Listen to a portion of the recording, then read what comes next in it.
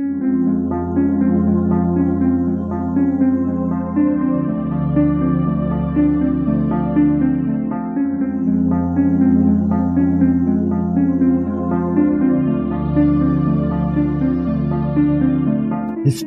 tells the story of the world and of our lives. Sometimes that history goes bump in the night.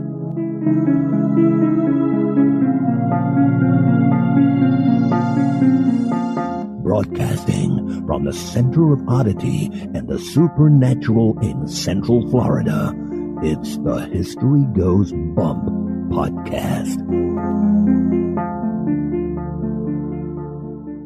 Hello, you spooktacular people. Welcome to this 367th episode of the History Goes Bump podcast. Ghost tours for the theater of the mind. I'm your host, Diane. And this is Kelly. Kelly, on this episode, we have another one of not only our favorite themes, but the listeners' favorite themes, Haunted Cemeteries number 17. Awesome for all the Taphophiles out there. Wow, we've done 17 of these, and I just keep finding more and more haunted cemeteries as I go along. Which always makes me happy. Indeed. And it's so funny because we'd always said, oh, they're not that haunted. Who wants to hang out with dead bodies? But apparently a lot of people want to hang out with their dead bodies.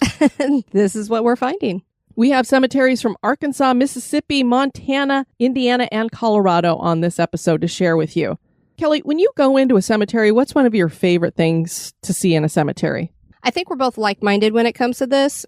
It's definitely the mausoleums. Absolutely. I love the statuary and the trees and nature, especially when they make them arboretums and stuff like that. But when it comes right down to it, when I see a mausoleum, I just lose my mind. And I think it's because they are rather rare in a cemetery. And so many times they're just very unique in the way that they're crafted. They are, especially if you've just got a single family that has made something that they want to have it either reflect maybe their home, kind of looks the same, or they want it to have some kind of big grandeur thing. But we've also been to places like Hollywood Forever that has these huge mausoleums with hallways and rows of burials and beautiful stained glass work. Indeed. That's why mausoleums are the top tier when it comes to becoming an executive producer of this podcast, because it is our favorite thing. They are that unique, and our executive producers at that level are very unique, and we are adding a new one this episode, which just happens to be a little bit of synchronicity, don't you think? Absolutely. It's awesome. So we'll be moving Andrea to a mausoleum. She's already been in the cemetery. She's just been working her way up, so. So, Mort, get ready. Oh man, those things are so hard to build, but they are my favorite too. Before we get into all of that, we want to welcome into the Spooktacular crew, Gabrielle, Annie, who spells her name with 2 E's at the end, and no I. Very interesting. Lynn, Krista with a K, Ashley, and Lily. Welcome to the crew, everyone. And now, this moment in Oddity.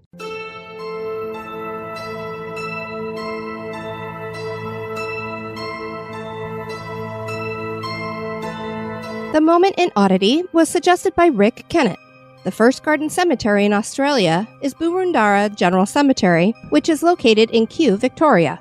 The Springthorpe Memorial is located here, and it not only is one of the most gorgeous memorials in the world, it is a bit weird. The memorial is named for Dr. John Springthorpe, who was an Australian physician. He had it constructed for his wife Annie. The memorial was clearly inspired by Greek temples and was designed by Harold de Brouw-Anneer, with a massive stained glass domed roof made from hundreds of ruby-colored glass pieces that give the entire memorial a reddish glow. A marble sculpture is the centerpiece, which was sculpted by Bertram McKennell. This sculpture features Annie lying down on a sarcophagus, while an angel that is standing beside her places a wreath by her head. Another female figure sits next to the sarcophagus, holding a lyre and looking very sad. Serpent-headed gargoyles sit atop each corner of the memorial, and the base is paved with red tiles that have verses on them in gold lettering. What is particularly bizarre when one observes all the details that make up the memorial is that Annie's name appears nowhere on it. The only indication as to who this memorial is dedicated to is an inscription that reads, "My own true love, pattern daughter, perfect mother, and ideal wife. Born on the 26th day of January, 1867. Married on the 26th day of January, 1887. Buried on the 26th day of January, 1897. Not only is it unusual to have no name on this memorial, but the fact that all the dates are the same day with different years, all ending in 7, certainly is odd.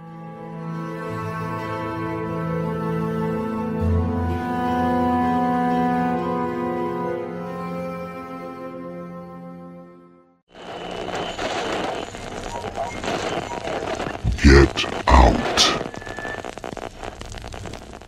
And now, this month in history.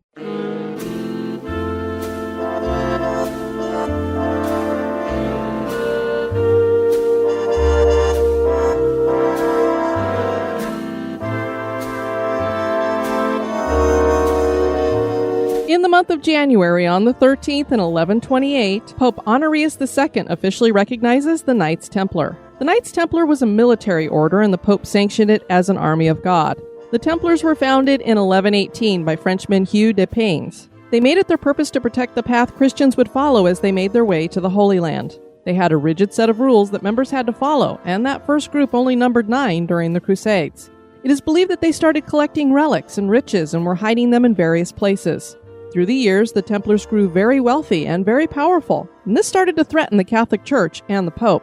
This led Pope Clement V and King Philip IV to join forces to take down the order in 1307. They arrested the leader at the time, Jacques de Molay, and other Templars, and tortured them until they confessed that they practiced heresy and Satanism. This day of arrest happened on October 13, 1307, which was a Friday. So, Friday the 13th. And that is why Friday the 13th has been considered an unlucky day. Molay and most of the other Templars were burned at the stake, and the Pope dissolved the Templars in 1312. To this day, many people believe that there are many myths and legends connected to the Templars, whether it's the Curse of Oak Island, the Da Vinci Code, or various conspiracy theories. Many of these legends claim the group had the Ark of the Covenant, parts of the Cross, and the Holy Grail, and that surviving Templars moved these objects to hidden locations that people still seek today.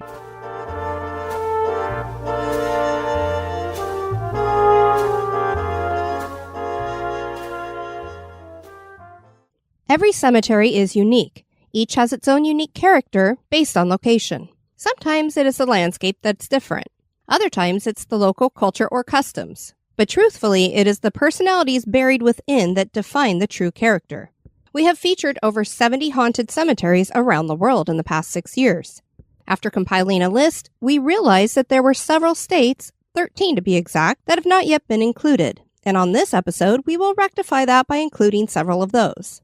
On this episode, we have China Grove Cemetery in Arkansas, Friendship Cemetery in Mississippi, Mount Moriah Cemetery in Montana, Little Egypt Cemetery in Indiana, and Cheesman Park in Colorado.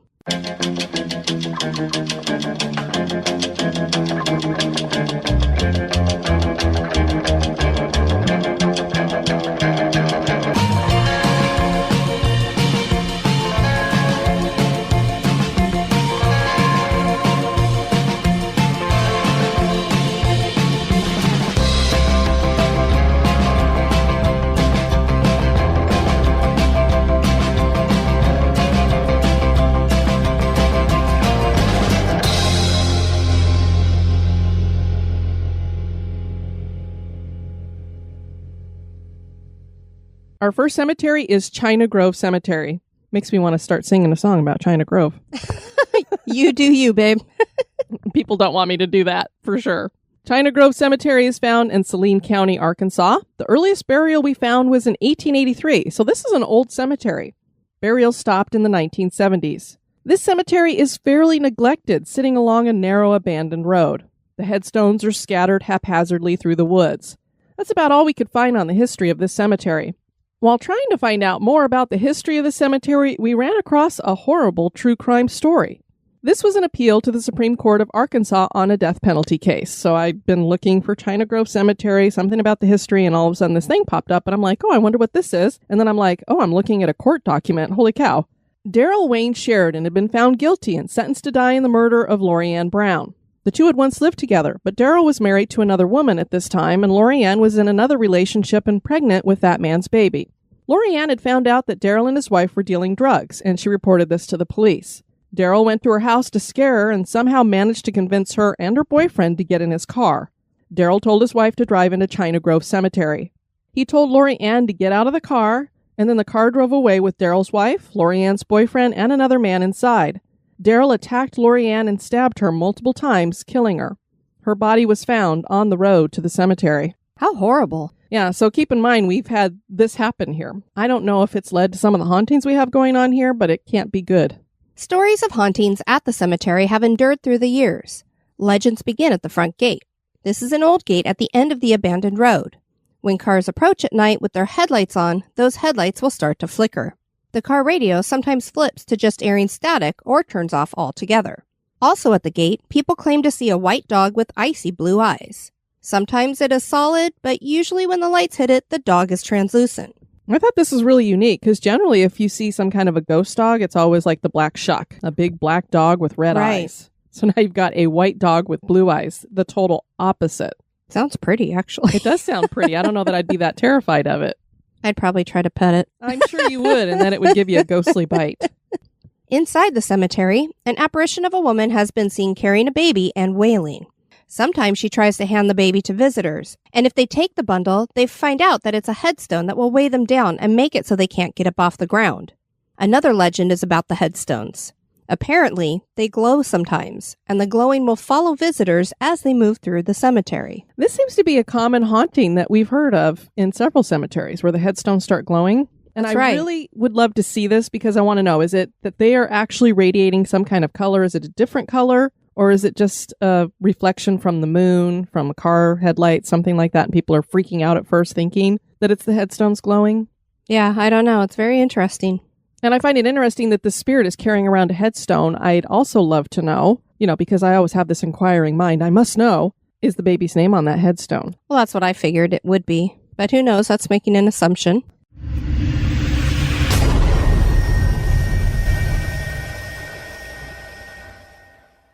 Moving right along, we are arriving at Friendship Cemetery. This is located in Columbus, Mississippi.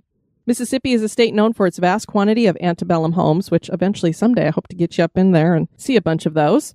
So it's not surprising to find a haunted cemetery here that is connected to the Civil War, with a haunting specifically centered on its burials for the Confederate dead. This cemetery was founded in 1849 by the Independent Order of Odd Fellows. Originally, it only covered 5 acres, but that grew to 35 acres by the 1950s and now spreads out over 70 acres. We mentioned unique design in the intro, and this one certainly has that. The original layout incorporated 3 interlocking circles. The Oddfellows symbol is made up of this same design, so they literally designed the cemetery like their emblem. And for people who have participated in our cemetery bingo, when we've said, look for some chain or something like that, the Oddfellows emblem is one of the things that counts as that chain because it looks like 3 links of a chain connected to each other. That's right. The city of Columbus eventually acquired the graveyard, and it was listed on the National Register of Historic Places in 1980. Burials still continue at this cemetery. During the Civil War, the capital of Mississippi, Jackson, was invaded and controlled by Union forces, so Columbus became the temporary capital. The Confederate Army of Mississippi fought heavily in the Battle of Shiloh, and many of their dead were brought back here to be buried. Columbus itself served as a military hospital center. Both Confederate and Union dead are buried here. There are between 40 to 150 Union soldiers and more than 2,000 Confederate soldiers. The poem The Blue and the Gray by Francis Miles Finch was inspired by an event that took place here at Friendship Cemetery. A large group of women laid flowers on the graves of both Union and Confederate soldiers on April 25, 1866. And this moved him because the dead were treated with equal care. This poem was first published in an 1867 edition of the Atlantic Monthly. Eventually, the decorating of military graves on grave decorating days became Memorial Day. I love it when this happens, Kelly. I was just like, okay, we haven't done a haunted cemetery in Mississippi. Let me see if I can find one. So I found this one, and as I'm looking through the history, I'm like, holy cow, basically Memorial Day and the laying of things on military graves comes from this cemetery, which I had not heard of before. Yeah, it's so cool. Yeah, so I just love it when these little nuggets pop up when I'm just not even meaning to find something like that. There are a couple of stories told about haunting legends in this cemetery. The first is about a Confederate soldier. His apparition has been spotted wandering around the graves in the Confederate burial area. There's someone who actually might have captured this spirit in a photo. Matt Garner is a page designer for the Dispatch newspaper. He visits the Friendship Cemetery a lot to take photos. One morning he was in there alone and decided to catch the sunlight as it came through the trees. The headstones were making cool shadows. He used a tripod to hold the camera and fired off 10 pictures in quick succession. When he developed the pictures later, he saw something that chilled him to his core. In the middle of one of the pictures was a fairly clear face. The image is slightly translucent and white with dark, hollow eyes. And it really does look like a face. I'll try to get a picture of that up on Instagram for everybody. Matt is a skeptic, as are we, so perhaps it is pareidolia with the sunlight, shading, and shape of the trees causing it, but it only appears in this one photo. And it's creepy, nonetheless. Garner claimed that on another visit to the cemetery, he heard something that sounded similar to the sound of a door shutting that came from the nearby forest. The sound unnerved him. So he described it as sounding like that, but it clearly was not that, or he probably would have just been like, well, somebody's closing a car door somewhere nearby. Right. And I'm assuming since it unnerved him so much that cars wouldn't really be anywhere in that vicinity? Yeah, I'm guessing it was thick forest Sure. and he was completely alone. Reverend Thomas Teasdale was born in New Jersey in 1808. He entered the ministry in 1828 and eventually ended up preaching at a church in Columbus, Mississippi. During the Civil War, he left his home church to preach to Confederate soldiers until the end of the war. After the war, he moved to Tennessee and preached there. He died in 1891 at the age of 82 and was buried here in the cemetery. His memorial is very moving, with the statue of an angel lying over the headstone, weeping. People who visit the memorial claim that when they touch the angel's hands, they feel lifelike. Ooh.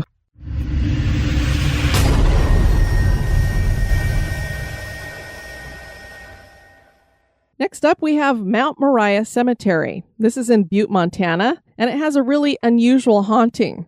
This cemetery was founded in 1877 by the Silver Bow County Masons. The first interment was for a woman named Betty Fant Boyce, who passed away on September 29, 1877. The cemetery is 58 acres in size and has over 14,000 burials. U.S. Congressman Albert James Campbell and Lee Theophilus Mantle, who was also the mayor of Butte, are among those burials, and one of the cooler memorials is for J. Frank Beck that includes a sculpture of his faithful dog. A not-so-fun fact, Mantle was a bachelor until the age of 70 when he married a 25-year-old woman who he had known since she was a child. It's just one of those That's not creepy at historical stories. It's like, Not judging, but I'm judging. Yeah. Sorry. They were married for 13 years and had a son before he died. Maybe it was true love, and he just waited and waited and waited and That waited. is a May-December. I'm telling you. That is a January-December. Yeah, that's like marrying your granddaughter. Stories of the hauntings here started in the 1970s. The first witnesses were 2 police officers. They were patrolling the cemetery grounds one evening when they saw a person in a wheelchair approaching the gates. They watched as the wheelchair continued all the way through the locked gate. The 2 men thought that perhaps the wheelchair had fallen into a hole or something and that it had caused this optical illusion, particularly because they no longer saw the wheelchair. When they got over to the gate, the wheelchair and person had definitely disappeared. Not only that, but there was snow on the ground and there were no tracks anywhere. They reported their story. From that time until now, many people have come forward claiming to see the same thing. A person is wheeling themselves towards the gate and then disappears. This happens at all hours, day or night. No one knows where this spirit could be coming from. Did someone have an accident outside the cemetery? Are they visiting someone at the cemetery? Is their body buried in the cemetery? All good questions.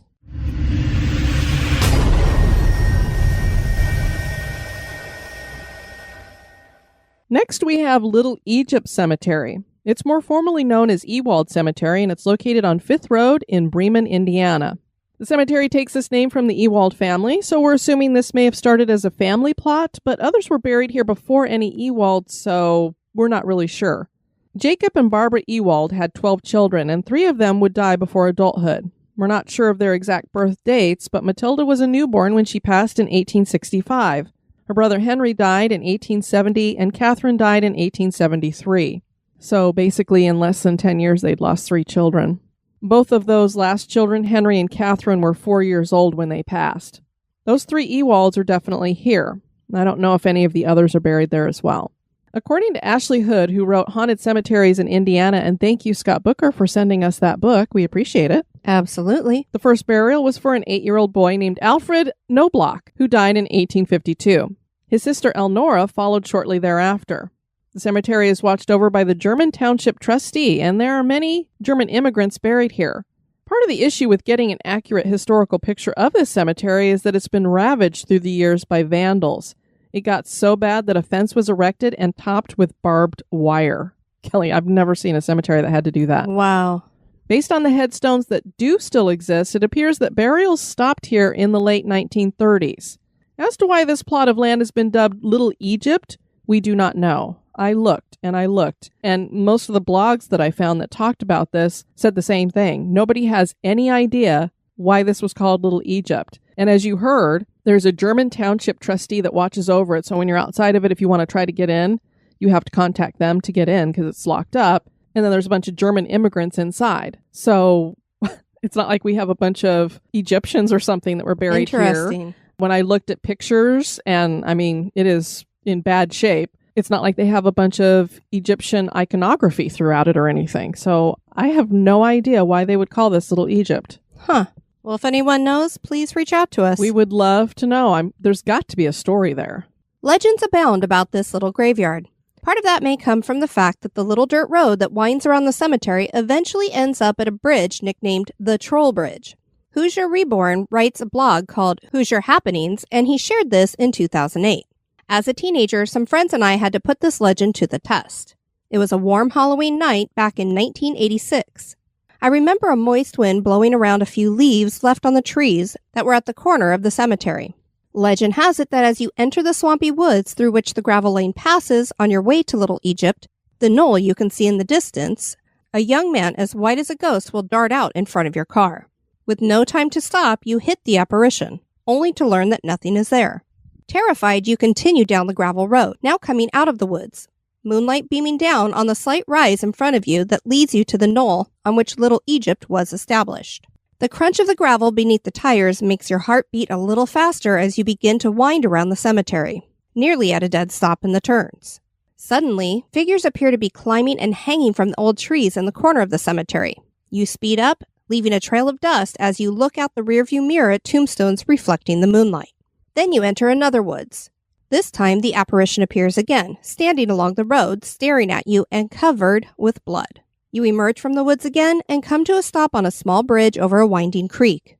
Legend has it, if you turn off your car and whisper, hamburger, hamburger, hamburger. Sorry. Makes me hungry. That's what we're having for dinner tonight. The car will fail to start again. Just as you move beyond the bridge, suddenly lights appear to mysteriously turn on in the old brick church ahead of you, and then just as suddenly, go out. Unfortunately, none of this happened to us in 1986. But did they whisper hamburger, hamburger, hamburger? I bet they didn't. That's why it didn't happen. This is indeed a hot spot for teenagers to visit. Rumors of satanic rituals abound. There are claims that a farmer who owned land near the cemetery is buried here. His death was due to an accident, and it's said that he is angry about this. His apparition rises from the center of the graveyard and glows as it runs to chase off visitors. There is also a story that a young child once choked to death on a coin, and that if one places a coin on its tombstone, they will hear the crying of a baby. Some people say that no coin is needed, and that the disembodied howls of a baby can be heard regularly at the cemetery. They usually seem to be emanating from the ground. Visitors may even find small handprints in the dust on their car windows. A male voice has also reportedly been heard. And what is a cemetery without a hitchhiking ghost? Many people cruising around the cemetery have been shocked to catch the image of a young man in their headlights. His skin is so white it's almost translucent, and he usually takes off at a full run in front of the car as though he's being chased. When people stop after almost hitting him, they find that he's nowhere to be seen and there's no evidence of him like footprints. Even more disturbing are reports of a phantom car. This is described as a large older model sedan that is black. It usually appears in the rearview mirror as a car drives past the cemetery heading to the bridge. The sedan picks up speed as if trying to ram the car and then disappears once the car drives across the bridge. We've heard legends like this many times, but Hoosier Reborn also shared on his blog. We did make a return trip a few years later, only to find ourselves being chased away by a pair of headlights. Talk about heart thumping. So perhaps they saw the phantom car. Maybe.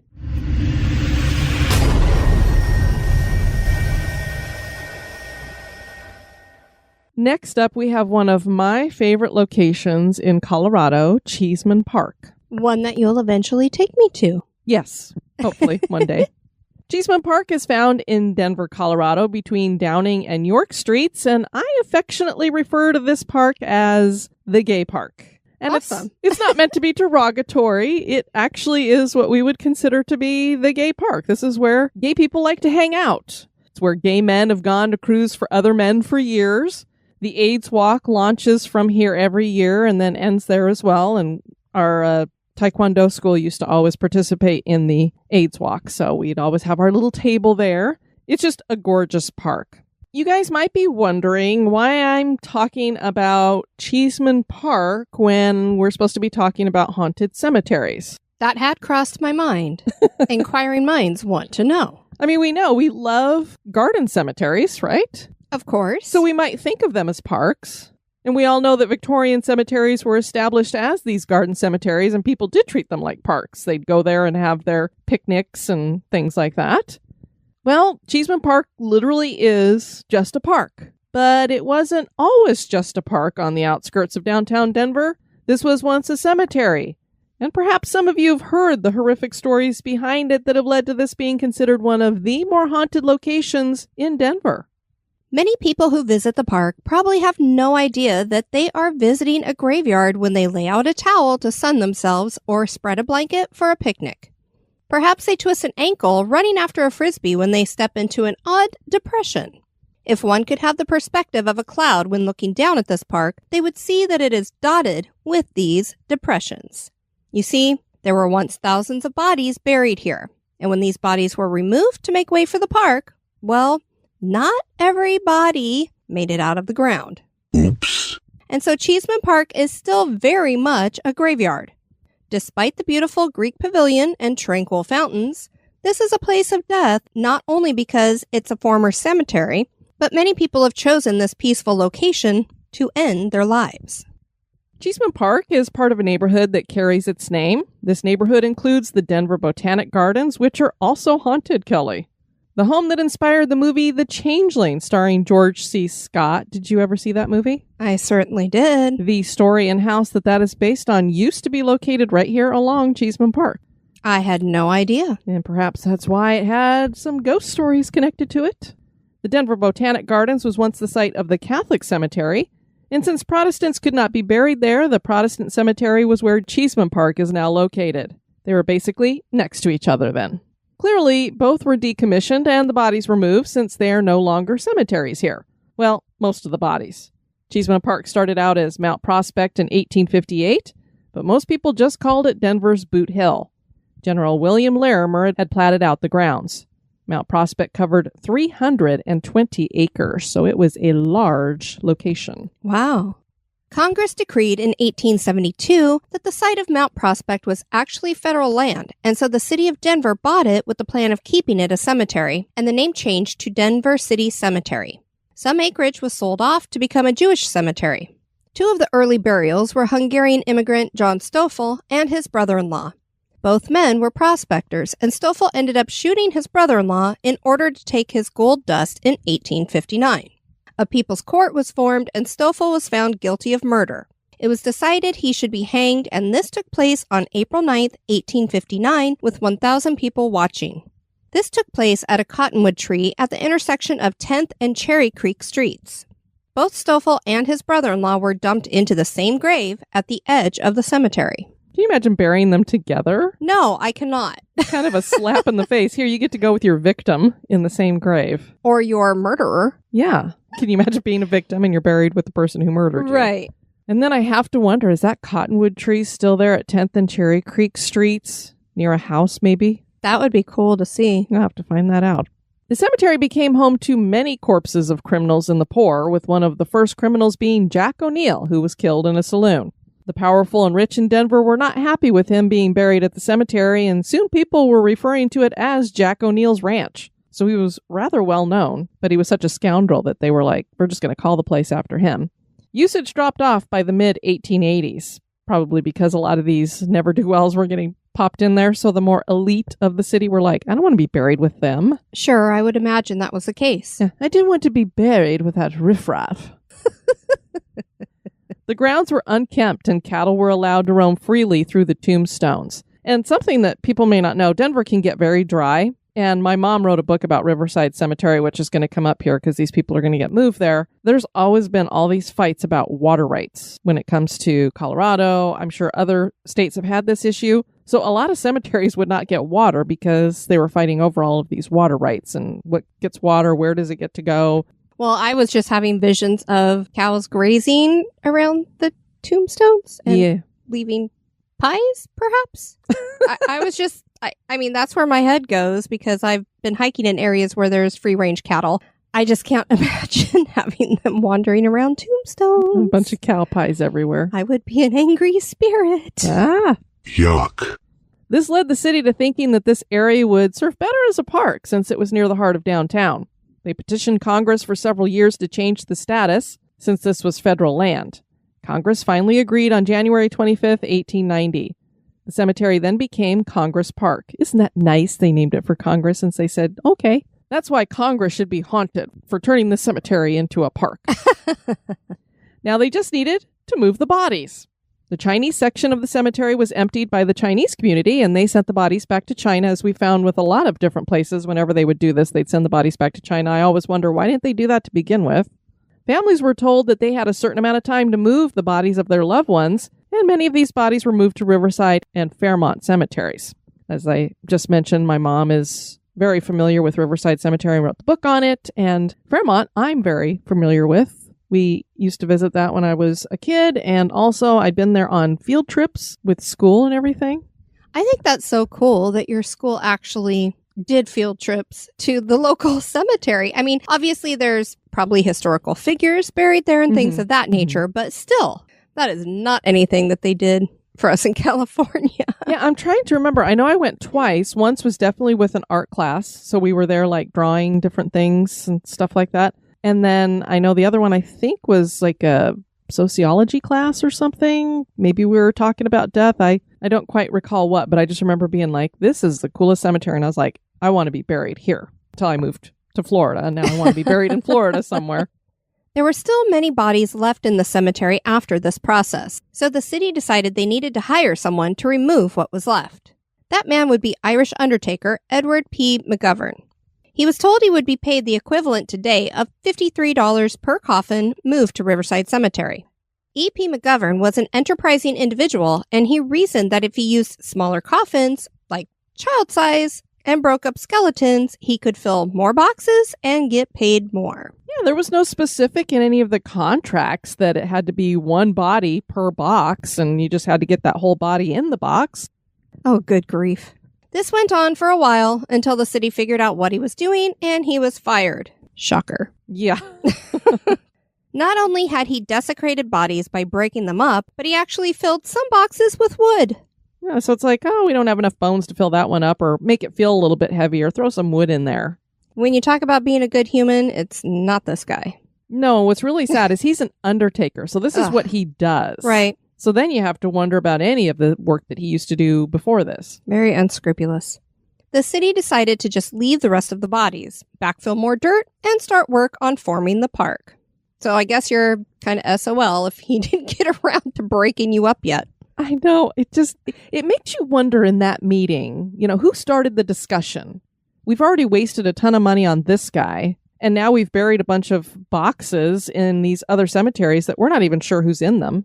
So Lord only knows on the headstones, like, is that really the person that's beneath there? Sure. They're like, nah, let's just save some money. Start building the park. Yeah. So I think they were just like, we've kind of run through our funds. What are we going to do? Well, if we take the headstones out and just put in a bunch of dirt, nobody will notice until, we start digging for things later on. And all of a sudden, bones start popping up everywhere. Yeah, great. So most people would not know the bodies were there until years later, when some would surface or get dug up on more than one occasion. Yeah, and I actually remember these reports coming through. Well, there are estimates that 3,000 bodies are still left there. Yep, that is a lot of bodies. And I encourage you guys, I'll see if I can find some pictures to put up on Instagram. But if I don't get those up, Google Cheesman Park overhead photos or something, and you will literally see what look like depressions that would be the size of a coffin in the grounds there. It's just like they thought nobody would notice, I guess. That's terrible. Yeah. The Catholic cemetery remained where it was until 1950, when the city of Denver persuaded the Catholic Archdiocese of Denver to deed their cemetery to the city. This would become the Denver Botanic Gardens in 1966. Cheesman Park would be named for Walter Cheesman, but not because the city wanted to honor him. So, of course, it was Congress Park, and then the name got changed to Cheesman Park because his widow and daughter donated $100,000 for the building of the pavilion in the park in exchange for the park being named for Walter. Some people in Denver grumbled about this because Cheesman was not a nice guy. He originally came to town to help his brothers with their drugstore, but he soon found a different route for making money. And remember what I said about water and water wars and issues and like that? Well, he noticed that the waters of Cherry Creek and the Platte River were undrinkable because of contamination. So he founded the Denver Union Water Company and charged exorbitant prices for water and gave terrible service to his customers. So clearly Denver citizens would not want to name a park for this guy. But maybe it's fitting since this park is notoriously haunted. For myself, I've never felt any dread or bad feelings when I was in the park day or night, and I never saw anything weird, but plenty of people claim to have seen strange things and to have had bad feelings. The first experiences started when the bodies were being removed. A gravedigger named Jim Astor had been looting the graves, and he claimed that he felt something unseen pushed down on his shoulders. He ran from the cemetery and did not return. Nearly every home that borders the park claims to have had unexplained activity, and many have seen apparitions in their homes. They describe these spirits as sad and confused looking. People are seen in the park wearing period clothing, which indicates to observers that they are not living. Unfortunately, several people have hanged themselves in the trees of the park, and this is one of the horrifying images that people have seen, those bodies hanging in the trees. Ghostly headstones are sometimes seen just as dusk sets in over the park. Disembodied whispers and moans are heard. Shadowy mists are also a regular occurrence. One woman saw another woman sitting in the park singing who just disappeared. Children have been seen playing in the park at night, and then they disappear as well.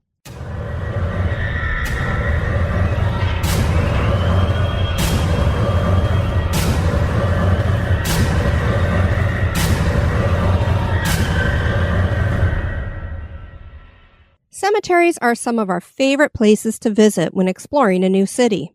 Spotting a cemetery from the road is like discovering a treasure. We know that so well. I know. We both will be like, wait, there's a cemetery. There's a cemetery.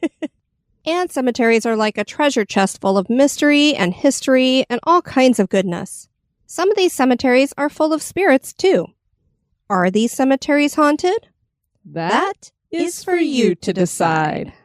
Well, Kelly, I still have a bunch on my list, so we have some more cemeteries coming to everyone, and we'll get some more of those states that we have not quite covered a haunted cemetery yet. I think I found at least one in every state, so.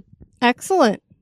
We want to encourage you guys to check out our website at historygoesbump.com, and if you want to send us some feedback, you can do that at historygoesbump@gmail.com.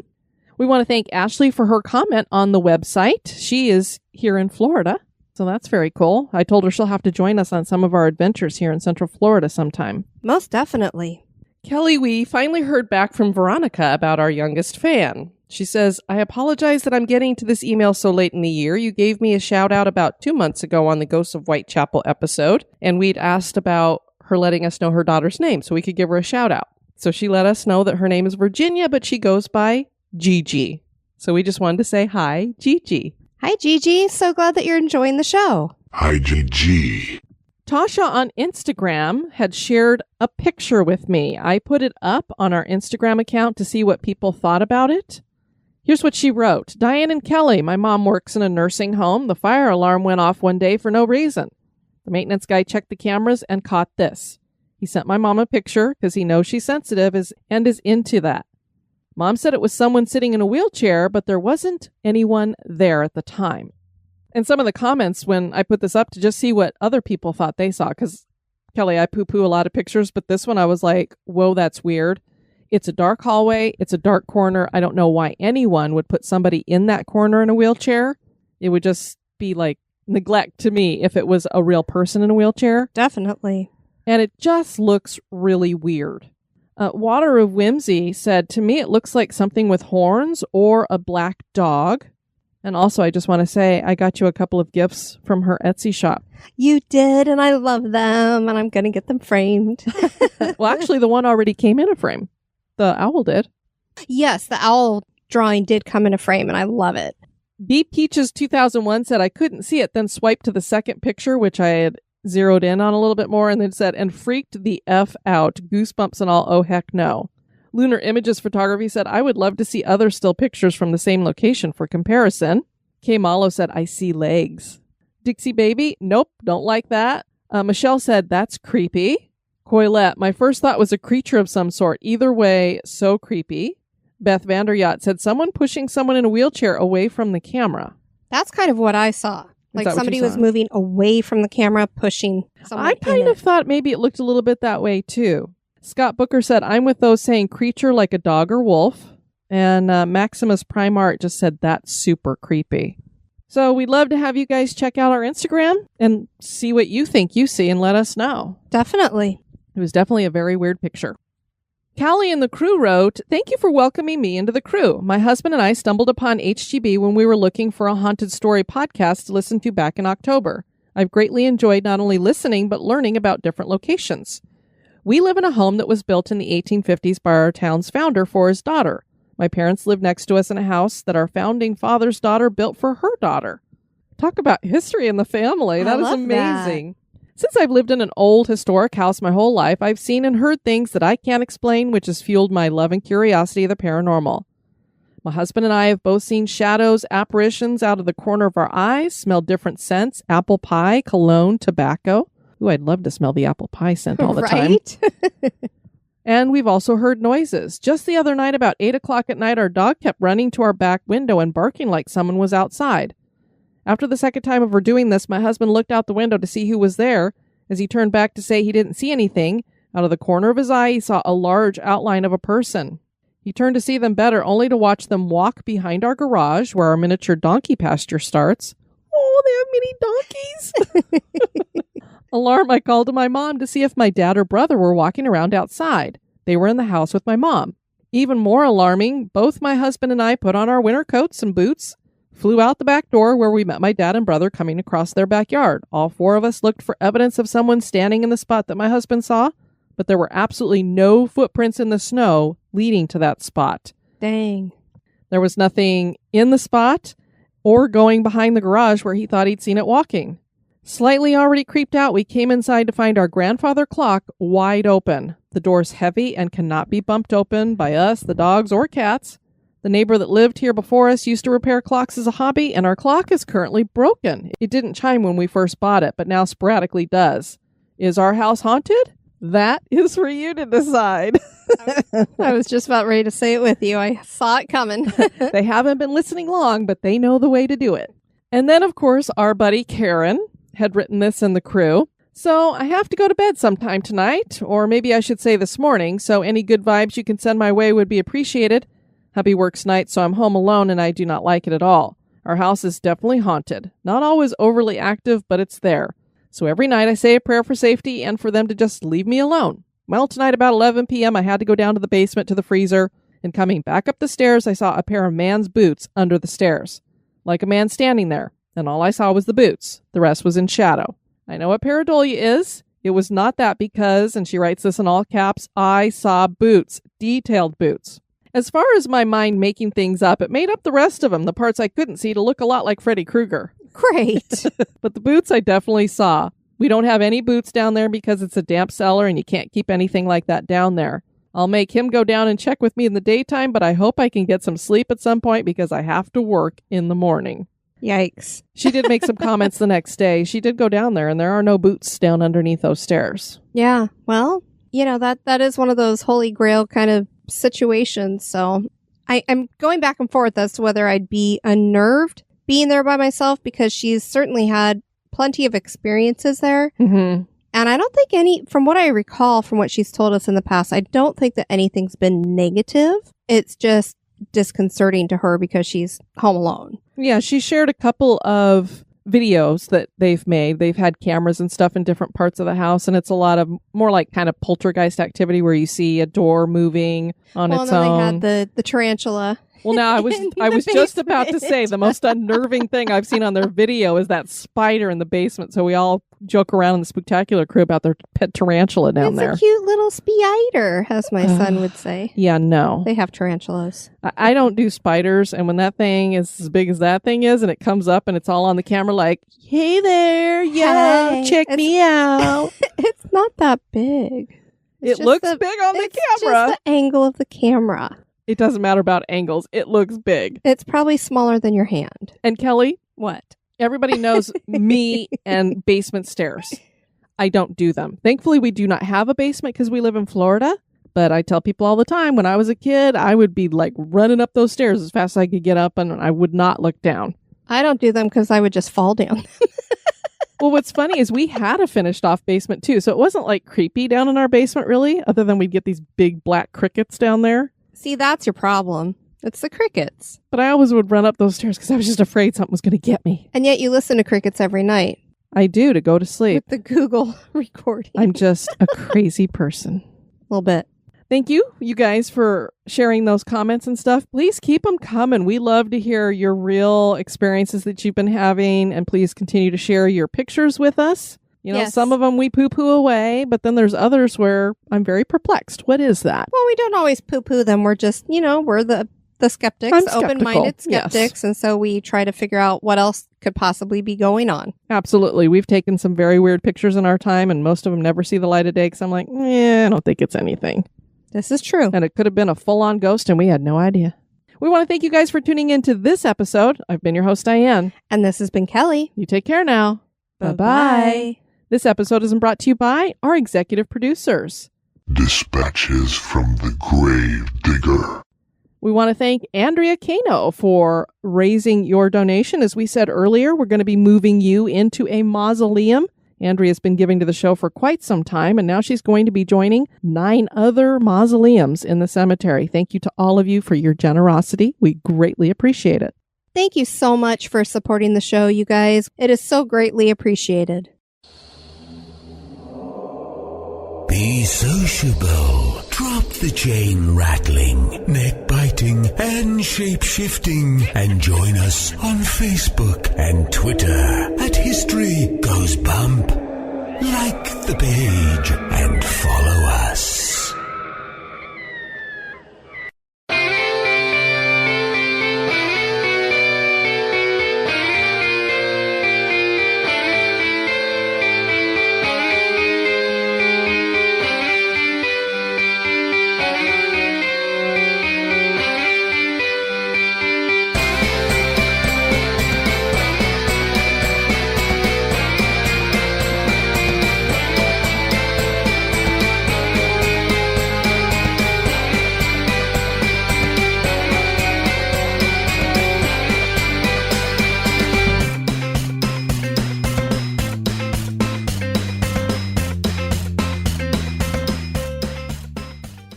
The first garden cemetery in Australia is Boroondara General Cemetery, which is loaded? It got loaded.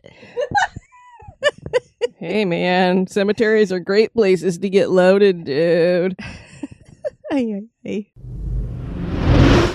Templars were founded in The Templars were found... What's the matter, honey? Numbers. Welcome to the group. The guru. The Karoo. Other times it's the local culture. The first episode. The Denver Botanic Gardens was once the site of the Catholic cemetery, and since Protestants could not be buried there, the Protestant cemetery was where Jesus Park? Cheesman Park. Cheesman? The neighbor that lived here before us used to repair clocks as a hobby, and our clock is currently broken. Broken? Broking. Broken. Broking. It's broken. You've got brookies on the brain. I do. You made some really good brookies. The poem The Blue and the Gray by Francis Miles Finch was inspired by an He died in he is really old. really old. Poor guy. The first interment was for a woman named Betty Faint. Betty Fant. Bee, that's all, folks. It's a bunch of bees. Betty boys. The first interment was for a woman named Betty Font. It should be Font or Fant? Fanta. It looks like Fanta without an A. The first burial was for an 8-year-old boy named Afrold. His name was Afrold. Isn't that more interesting than Alfred?